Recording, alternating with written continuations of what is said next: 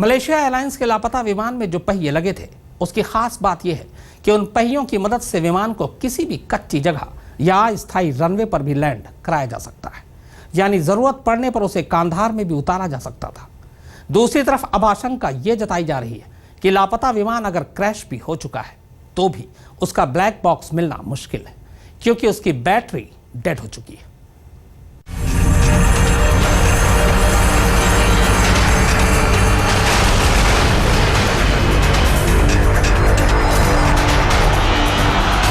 Malaysia airlines के लापता Boeing में जो पहिए लगे हुए हैं वो बेहद खास है। इन पहियों की मदद से विमान को आम रनवे के अलावा किसी सॉफ्ट रनवे पर भी लैंड कराया जा सकता है।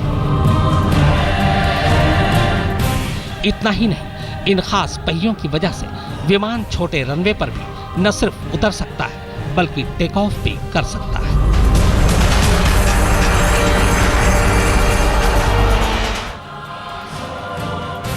इस तरह के विमान के जानकारों के मुताबिक विमान के मेन लैंडिंग गियर यानी पिछले पहियों में दोनों तरफ 6-6 पहियों का सेट लगा होता है, यानी कुल 12 पहिए होते हैं। इसके अलावा बोगी व्हील्स भी विमान को सॉफ्ट रनवे पर उतारने में मदद करती है।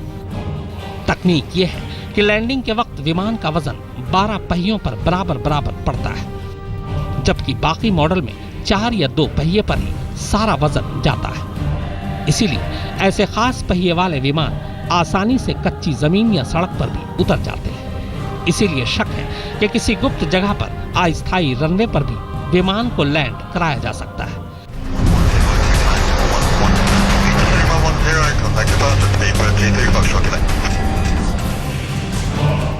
रूसी खुफिया एजेंसी की माने तो मलेशियाई विमान को कांधार में कच्चे बने रनवे पर ही आसानी से उतारा जा सकता था।